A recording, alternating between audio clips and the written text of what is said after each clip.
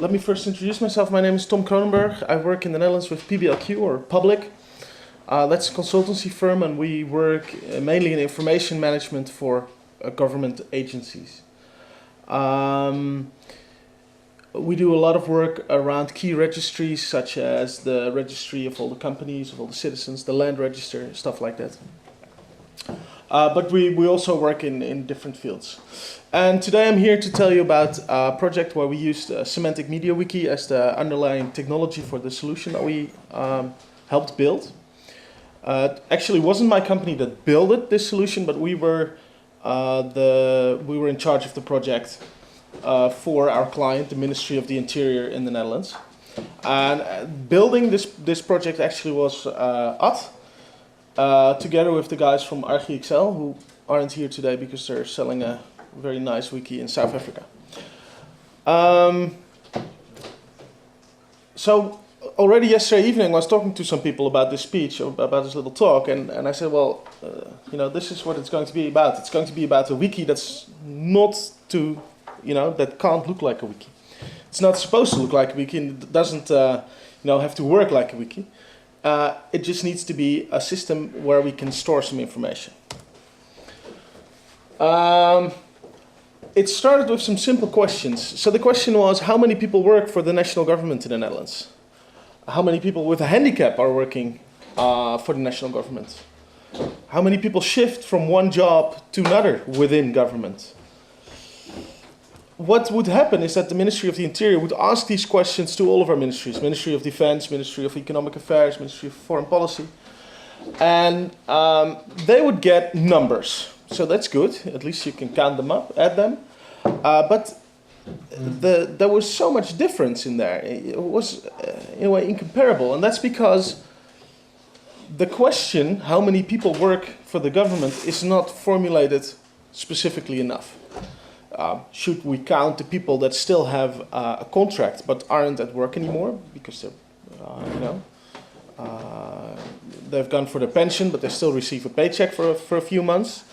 The people that have a 0-hour contract, so that means you do have a contract but you don't know how many hours you will work each week. Do they constitute employees in this definition or not? And every ministry had their own way of counting. Every ministry had their own definition what it means to say how many people work for us.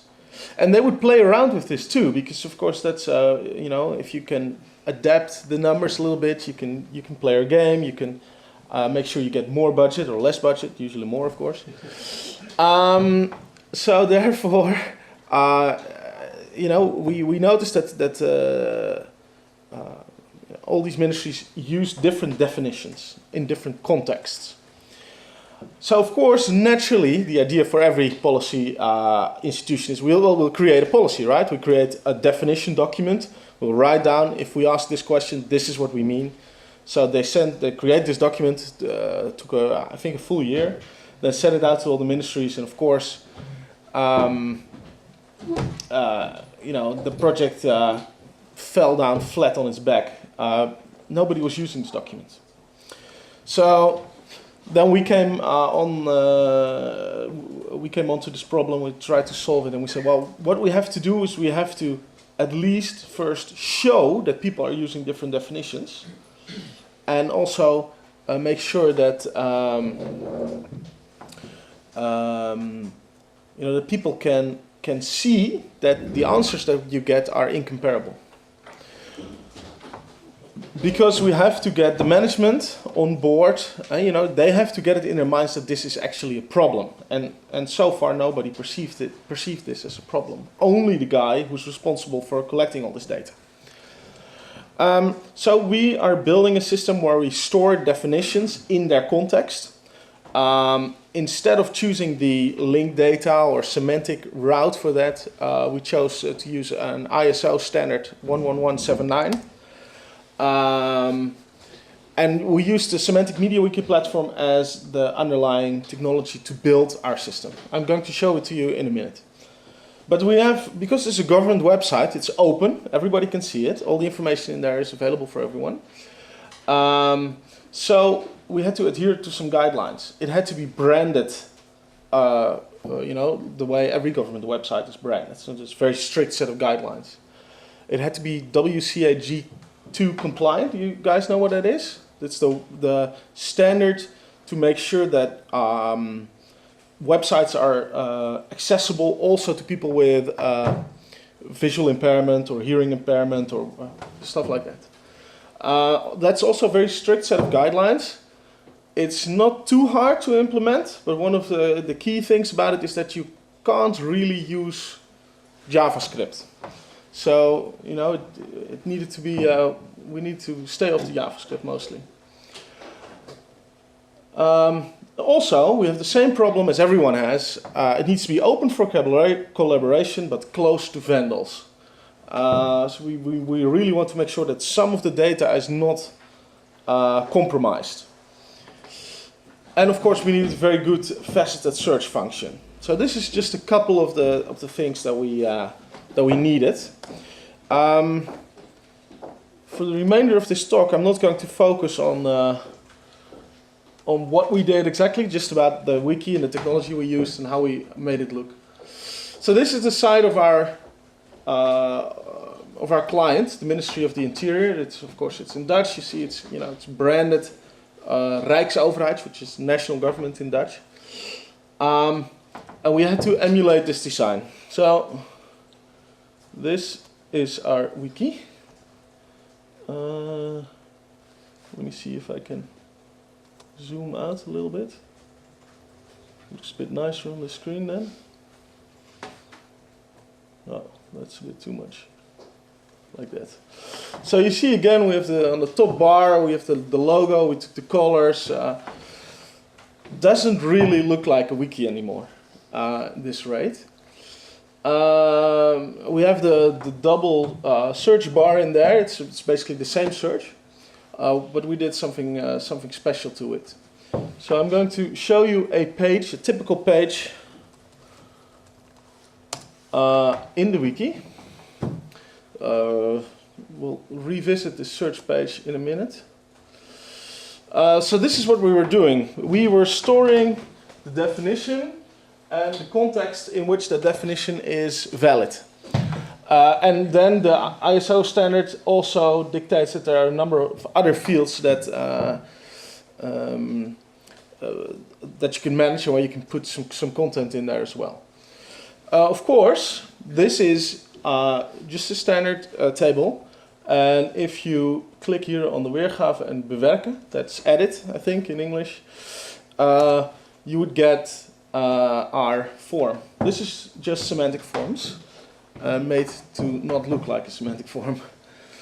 Again, some of the house style elements are in here. It works just the same. I think one of the interesting things here is that we took all those menu options and put them into drop downs, which makes the page a lot cleaner, I think. So for me, that's something that I like. Also here in the top bar, we have the personal links. And in the bottom, we added a big footer. Now, all of this was done with standard MediaWiki skinning techniques. It's actually quite well documented. So I'm always curious as to why not, you know, there's very few wikis that don't look like a wiki. Or that don't look like Wikipedia, actually. So, you know, for us this was very important, and I think we've quite clearly excelled there. Number of things that I want to show you. Oh yeah, one of the things, of course, here is this is the title. So the title is now a unique number because we need to be able to uniquely reference all of our data items. And just a plain text title wouldn't do it. You know, that it would just be too confusing to have a very specific way of writing it out. So we said, well, if we create a new one, you would always create a new page with a number as an ID. And the number is one of the name of the page, vacature in this case. It's just one of the semantic properties that's stored on the page.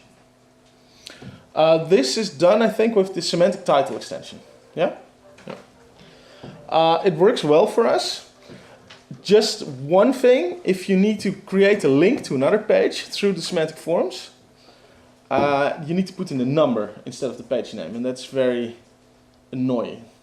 So the semantic title works for us, just at the place where you create a link to another page, which is quite important. That's not really a nice function there.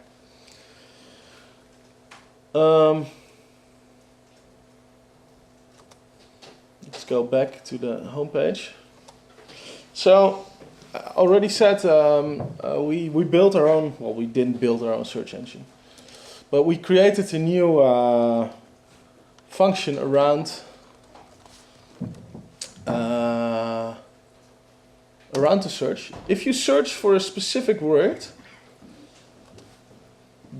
for which there's also a specific category page available, in this case the word vacature, there is a definition page category.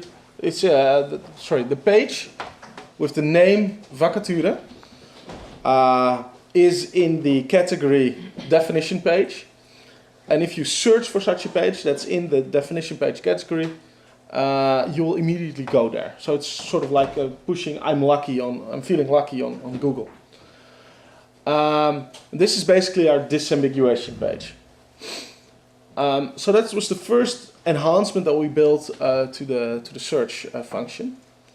As you can see on this page, also we used do you know what the name of the extension is again?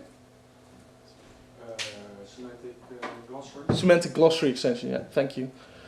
We use the semantic glossary extension to also be able to to create these tooltips that give a very short explanation on some of the words that are used throughout Wiki. Of course, we are talking about definitions everywhere, but some of them are so general and so common, you can use these tooltips to explain them everywhere. So we use that as well.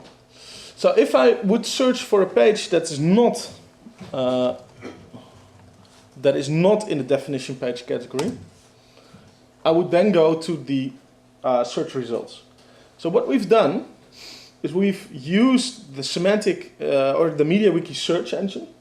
We've taken all of the results, put them in a big array, and then reordered them according to our predefined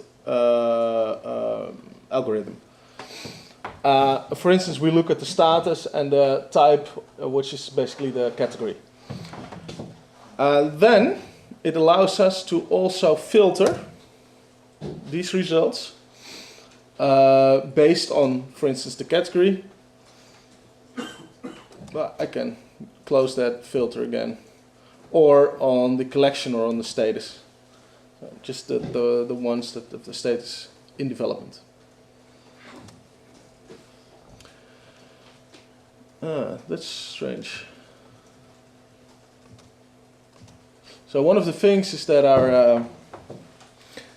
we've hosted this on a very big farm, and now and again we have a little bit of problems with the farm.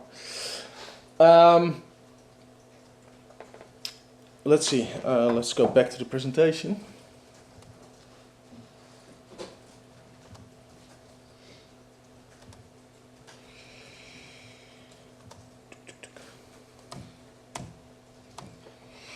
So you've seen menu options split in two batches, the personal links in the upper bar, semantic title, semantic glossary. Yeah. Oh yeah, another thing, of course, the access management. I was already talking about that. So what we did is we created two wikis. One wiki, the one I've just shown you, is where everyone that's interested can get a login, but it's login password protected. And there you can, develop your own set of definitions and put them in the ISO 11179 standard. Then only the pages that have a specific status are transferred nightly to the HR Metadata.nl wiki itself. This one is open, you can see all the information, but nobody can change anything. To the left, all the people that are working with us in our team, in our group, that's about 40 people at the moment, they can change anything, but people from the outside can't see it. So through this, everybody can develop their own definitions in private. You don't have the problem that everybody can, comment on it when you're not done. People need that to feel a little bit more secure in using the system. And then once they've given it a specific status, only then will it be transferred to the public wiki. And there, nobody has the opportunity to change anything. So then, at least we know that the information here is always protected. So the badge or the daemon that does this work, it selects on the semantic property. It also selects certain namespaces to transfer, and I think a category is also part of the bot that does this. Already talked about this, so it's a very short presentation. I only wanted to show you that it's possible to actually build a wiki that doesn't look like a wiki. Are there any questions?